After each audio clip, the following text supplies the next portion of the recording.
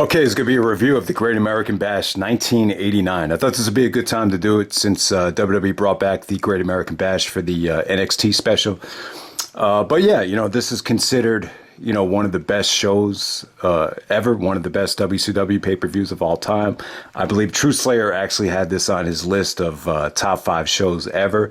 So that definitely does cover a lot of ground. And, I didn't go back and watch any of the reviews and the ratings for this. I didn't want any of those reviews to kind of influence any of, how I felt about the show. So after I upload this, I'll see what a lot of other people thought of the show. But yeah, I've always heard great things about this show. I've seen a lot of this stuff on different WWE compilations. Obviously, the Flair DVD has, his match on it. Steamboat had his match on the Steamboat DVD. The War Games was on the War Games DVD. The Sting match was actually, it's not on the Sting DVD that I have. There's another great Muta match that would take place later on. That was the one that was actually on the Best of Sting compilation. I think it was called Power Hour, like a WCW television special. But yeah, man, this is Great American Bash 1989. So it's let me explain, or let me see exactly the WCW NWA situation. I just want to get this right, so just bear with me for a second. All right, so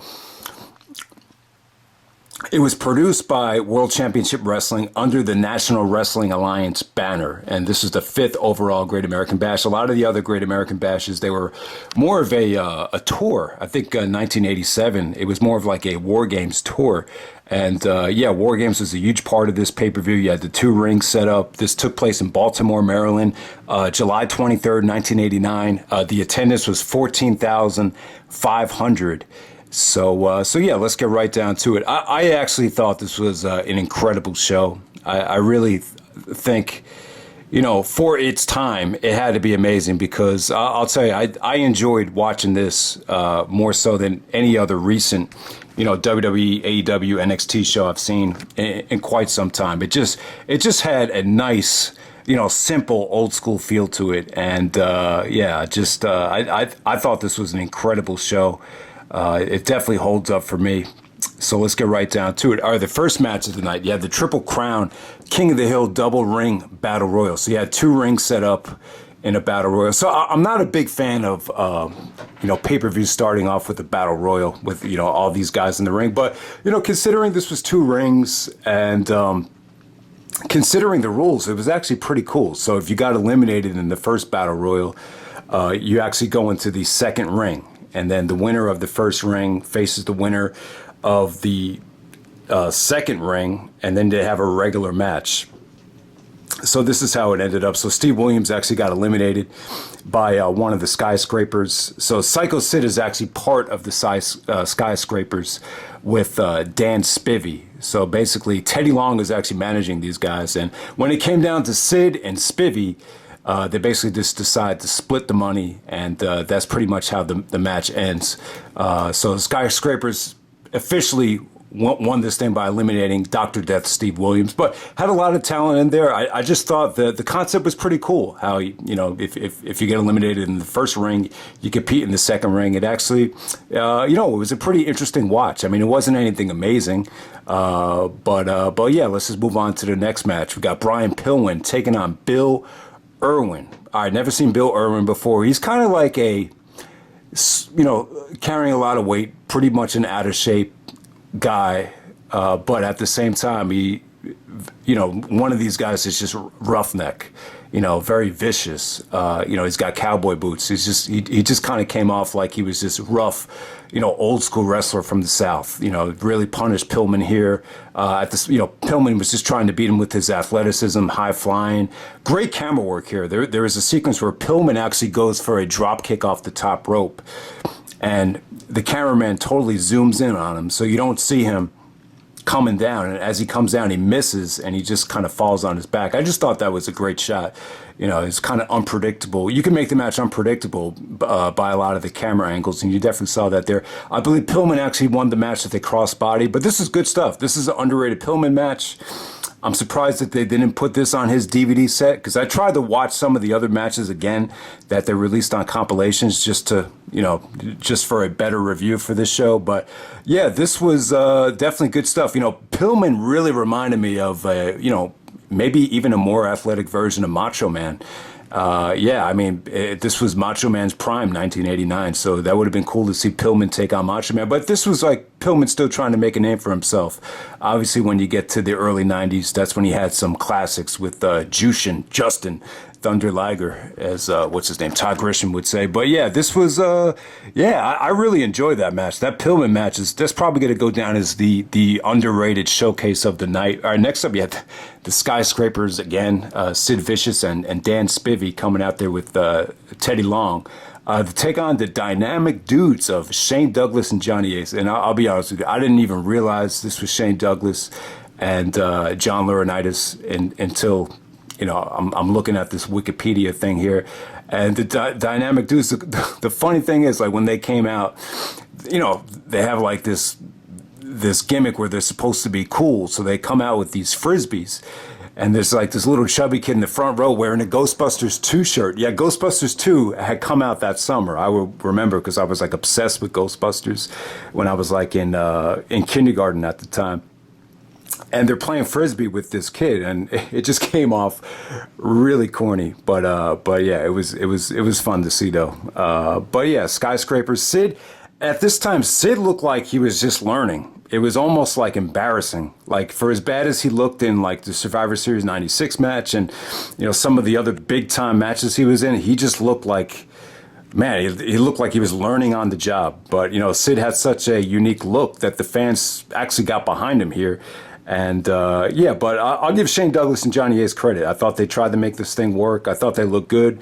And besides Sid, I just thought the match just definitely had a lot of potential, and it wasn't bad until Sid was tagged in. But yeah, probably the worst thing on the show, to be honest with you. And next we'll move on to Jim Cornette taking on Paul Heyman in a tuxedo match. So Paul Heyman was going by Paulie Dangerously. I'll tell you, when Paul Heyman came on screen and started cutting a promo, it was like, holy shit, I can't believe this is happening. And Cornette was actually very likable back then, like as a babyface. Both guys are incredible on the mic. These might be the two best non-wrestler personalities in the history of pro wrestling here. And the match really wasn't that bad. Like, this wasn't as bad as, say, the Pat Patterson, Gerald Briscoe match from King of the Ring 2000. This was actually just a lot of fun. Ultimately, Jim Cornette defeated Paul Heyman here. The winner of this match was the guy that actually was able to undress his opponent and take the tuxedo off of him, and Paul Heyman was running away in his underpants here. That's pretty much how the match ends. But yeah, the fans were into Cornette, and I thought this was actually a lot of fun. It's one of those matches you can't take too serious. When you think about it, did Jim Cornette and Paul Heyman, is their beef in real life really that bad? Probably not. I would say Jim Cornette's biggest rival, besides Shawn Michaels, probably Vince Russo. And if you look at Paul Heyman, like, who's his biggest rival in real life in pro wrestling? It's probably Eric Bischoff, I would say. So, yeah, I don't know if Cornette and Heyman really hate each other in real life, but yeah, that was cool stuff there. I enjoyed it. I enjoy both guys on the mic, especially both great promos from both guys, and the match is actually not that bad. All right, so next up you have the Steiner brothers taking on the Varsity Club of Kevin Sullivan and Mike Rotunda, a.k.a. the IRS. This is a Texas Tornado tag match. Short, sweet. It was actually under 5 minutes, but great stuff. No tags here. This was just, straight up action. Scotty Steiner doing the belly to back suplexes, tons of great clotheslines, tons of breakups, just wicked wild here. Yeah, Missy Hyatt actually on the ringside with the Steiner brothers. And yeah, crowd was really into the Steiners. Mike Rotunda, Kevin Sullivan got a lot of heat, and this is just good old school, fast-paced wrestling. Yeah, I was surprised at how, for that time, how athletic and how, fast-paced, the Steiners looked at that time. Just great stuff. You guys know I'm not a big Scott Steiner fan, especially in 2003, but it almost felt like a totally different person back at that time. All right, so next up, we get to the really good stuff. We got Sting taking on the Great Muta. So Sting comes out there with Eddie Gilbert. Great Muta comes out there with Gary Hart. I like Gary Hart. You know, there's something, he kind of gave Muta like, I don't know, like him coming out there just gave it more of a serious sport type of feel. This is a singles match for the NWA Television Championship. So I'm more familiar with their match at Power Hour. This was great stuff, though. This had to be one of the best matches I've ever seen under 10 minutes. I thought Great Muta looked awesome here. He almost reminded me of like a taller version of Bruce Lee. He looked a lot better here than he did at Final Battle 2003. Let's just get that out of the way. This is Great Muta in his prime. And, yeah, him and Sting just had a lot of chemistry here. You know, Sting was, you know, countering a lot of his, you know, martial arts kicks and the suplexes, you know, great punches from Sting. Sting is like one of the best punchers I think the pro wrestling industry's ever seen. Just when Sting gets his offense going, I don't think, you know, the crowd gets behind anybody better than Sting. And yeah, I thought this was just great stuff while it lasted. I wish it could have went a little bit longer. Ultimately, Sting hits a backdrop suplex on the Great Muta. Muta actually is in a pinning predicament, but he gets his shoulder up, and the referee actually calls for a double pin. And I think Muta actually takes the NWA television title with him, even though you know it came off like Sting won the match, but he really didn't, because Great Muta had his shoulder up, and the fans are chanting bullshit, and you know, Great Muta just got great heat there. So so that's pretty much how it ended. And so Sting actually hits that backdrop suplex, you know, gets the pin on Great Muta, but Muta gets his shoulder up. So so it's not definitive there. So I think the official call was a double pin. So Muta actually walks out with the belt. So there we go with that. Just, you know, it basically sets up the rematch, but, you know, for the amount of time that it lasted, I thought it was great stuff. All right, so next up, you got Lex Luger taking on Ricky Steamboat, NWA United States Heavyweight Championship match. So this was supposed to be a no DQ match at first, and for whatever reason, Luger wanted them to lift the stipulation, and Steamboat was okay with it. You know, Steamboat was okay with it, and when you watch the match back, you know, you just kind of got the feeling like, why didn't they just keep this a no DQ match because of how it ended? But yeah, the bottom line is, you know, I can't really go into depth about the storyline because I really wasn't, you know, into the product at that time. So maybe, you know, someone that grew up watching could explain, you know, why Luger wanted that no DQ thing changed. Because, you know, it definitely would have favored Steamboat. You know, if, you know, I guess that's why. I guess Luger felt like the no DQ stipulation would have favored Steamboat by the way it ended. You know, with Steamboat chasing him out of the ring with the chair and everything. But yeah, this was great stuff. You know, Steamboat's knife edge chops were incredible here, and it almost seemed like, you know, at this time in WCW, like it was so different than the WWE style. Like you would see Luger do consecutive clotheslines and just consecutive, you know, series of offense, like the way the babyface would do in WWE. But in this situation, Luger's doing it, but Steamboat is selling it like he's unconscious and he's trying to get up on his feet. And so it was just different. It's just different when you compare both styles. I like Luger, though. I think Luger's underrated. Like I said in the past, I feel like you could get great matches out of him if he's in the ring with Steamboat and Flair. So, yeah, I thought this was intense. It felt like a real fight.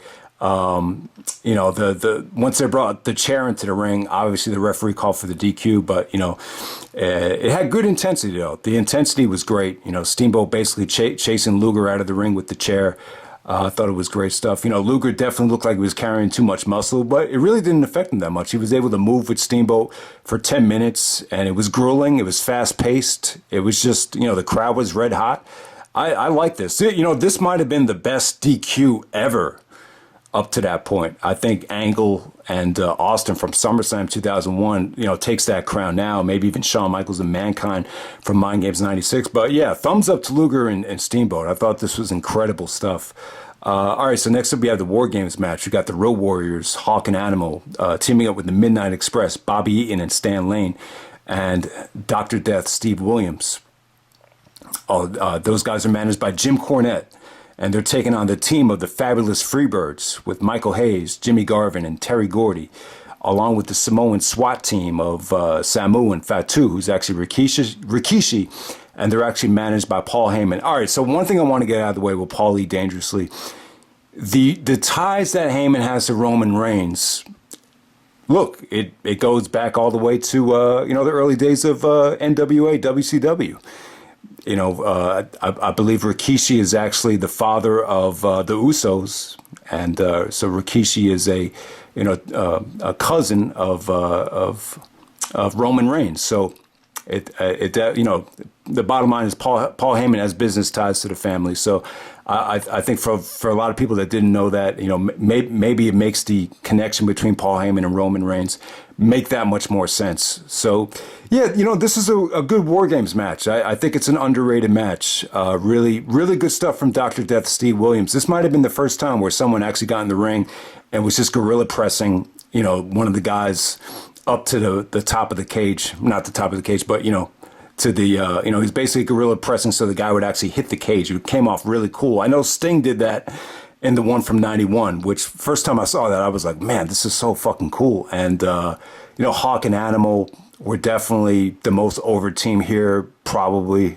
Hawk was like the last one in the ring. And yeah, I mean, he looked great. He was just doing, double clotheslines from one side of the ring over to the other ring.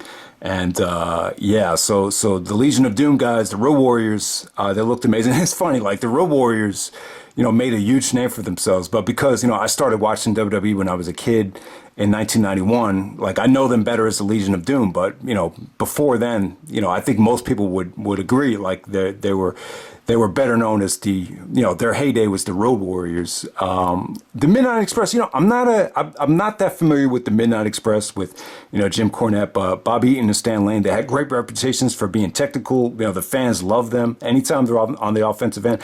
And yeah, like Edge was saying back in the day, like when he saw the steel cage match between, Magnum TA, or whoever it was, I think it was the Magnum TA Steel Cage I Quit match. He was just shocked at how much mileage you could get out of a punch, and I think that was like from 1985. But even here in 1989, like the fans would just go apeshit for just generic offense. So obviously nowadays, you got to work a lot harder in front of American crowds than you had to back then. I just think naturally guys were just more over back then.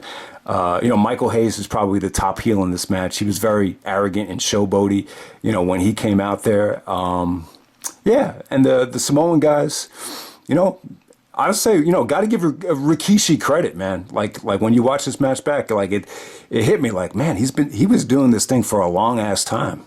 Look, there was 11 years later, he'd be the guy to run over Austin. But look at how much experience that guy had. So, yeah, this is a great mix of characters right here. Ultimately, Hawk wins the match. I believe he hit Jimmy Garvin with a neck breaker. It was a neck breaker submission.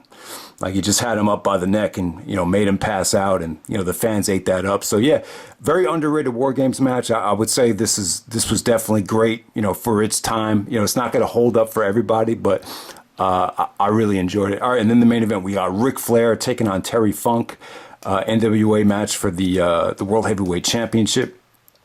Yeah. This was amazing stuff, and it kind of got me thinking. Like the WWE really cashed in with buying this WCW library. I think at the time they bought it for like $2 million, which was a bargain. I bet you they made it back just in the first week of sales of the Flair DVD, because I remember when the Flair DVD came out, like that's all anyone was watching. Like at the pay-per-view parties, we'd actually watch the Flair DVD, and the pay-per-view, like I guess it was like around the time No Mercy 2003 came out, like around that time, like the pay-per-view was like secondary to some of the stuff we were seeing with Flair. We're just mesmerized by the Flair Steamboat stuff. So they used the Flair Steamboat trilogy to build up Terry Funk. Remember, Terry Funk came out and power drove Flair through the table, started a huge feud with Terry Funk. So the match that gets more love between Flair and Funk is the I Quit match from the Clash of Champions. That would happen in November. So they kind of used this match to set that match up. And it was great stuff. the Flair face turned out really well. You know, Terry Funk's return from Hollywood, where he filmed Over the Top with Sylvester Stallone. You remember Flair said, "You've been in Hollywood, Sylvester Stallone. I've been here as the world champion." So you had that whole thing going on, and yeah, it was just red hot. You know, Funk was actually in great shape at the time. You know, I'm so used to seeing Funk in ECW matches where he's like past his prime, but yeah, he looked great at this time, man.